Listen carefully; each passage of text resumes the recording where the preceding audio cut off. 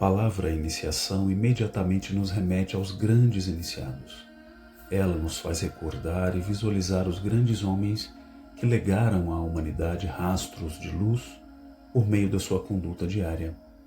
A força do exemplo é como uma energia em constante circulação, capaz de despertar os céticos, fazer caminhar aqueles que dormem para a vida, erguer os abatidos pela decepção e devolver o ânimo aos corações entristecidos.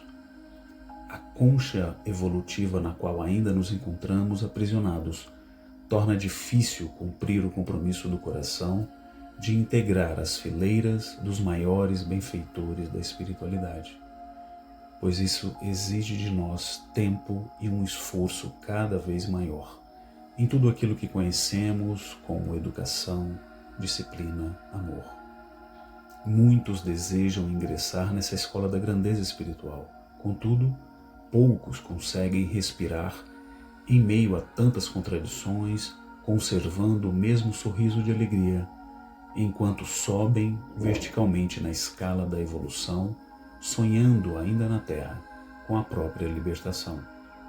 O iniciado nos dias atuais do calendário terrestre deve procurar tornar-se um super-homem, no verdadeiro sentido da palavra, aquele que se expressa com sensatez na sequência dos dias, exemplificando as virtudes anunciadas pelos grandes mestres e criando novas formas de convivência que favoreçam o equilíbrio da vida e dos corpos que a criação lhe oferece, nos concede para evoluirmos no imenso campo da existência. O iniciado nos segredos da natureza e no extraordinário complexo, onde o amor se divide para ser compreendido pelos homens, encontra a solução e, ao mesmo tempo, a explicação para tudo o que acontece no mundo exterior e no mundo interior em que vive. Assim, começa a conhecer os caminhos que deve percorrer, sempre com o máximo cuidado, prudência e equilíbrio. O bom estudante já purificou a própria mente para não se entregar aos pensamentos negativos, pois já compreende os desastres que as ideias pesadas provocam, tanto no macrocosmo quanto no nosso microcosmo, ambos interligados e registrando todos os nossos sentimentos, devolvendo-nos mais tarde aquilo que escreveu neles com o próprio lápis da vida. A verdadeira caridade deve ocupar ambas as esferas da existência. Se você oferece um pedaço de pão a alguém, não se esqueça também de oferecer uma palavra de incentivo, mostrando meios dignos para que essa pessoa conquiste o próprio sustento, sempre cuidando para que as suas palavras jamais pareçam ofensivas.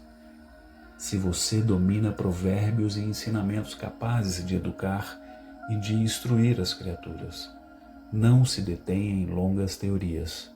Vá diretamente ao essencial e esforce-se para viver aquilo que ensina aos outros.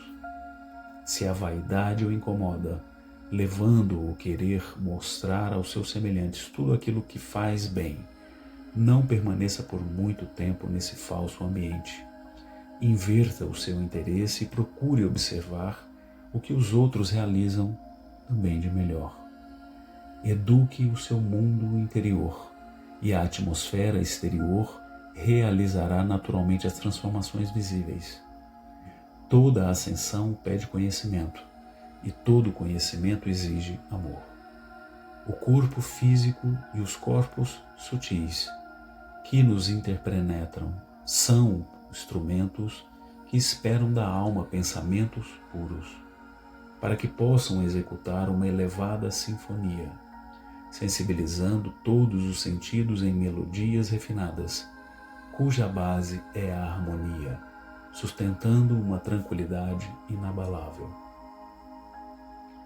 Não se deixe enganar pelas facilidades próprias dos incautos e dos imprudentes, desejando apenas colocar as mãos sobre o salário conquistado. O desapego é uma virtude nobre que alegra os anjos, porém, para ser verdadeiro, deve caminhar lado a lado com uma conduta moral íntegra, em todos os contatos e circunstâncias que surgirem ao longo da nossa vida. A iniciação não consiste apenas em conhecer. O conhecimento completo encontra-se na prática. O estudante de medicina escuta atentamente as explicações do professor na sala de aula. Depois, dirige-se ao leito do paciente para confirmar, pela experiência, aquilo que ouviu. Se você aprecia apenas a teoria e sente-se satisfeito apenas com ela, não continue nesta leitura. Feche este livro e vá sonhar até que alguém volte a bater à sua porta. O mundo precisa de mãos iluminadas que trabalhem sem reclamações.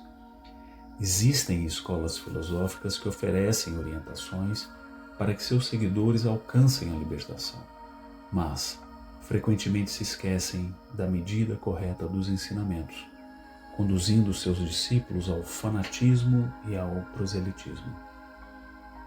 Onde está o equilíbrio indispensável para uma obra que seja sólida?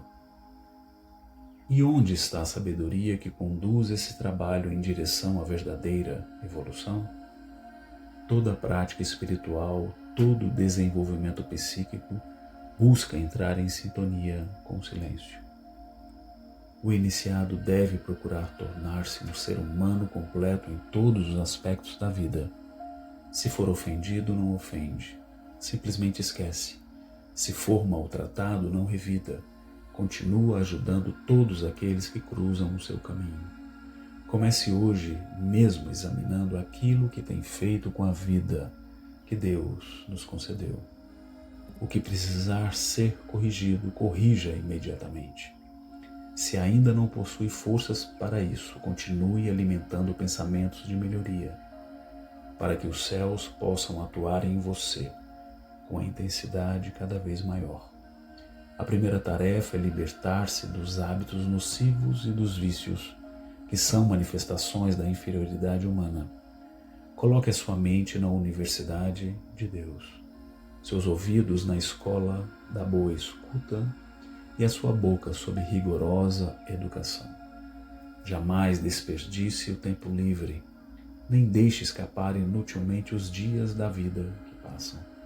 Faça sempre algo de bom, para que isso fique registrado na memória da vida, que nada esquece.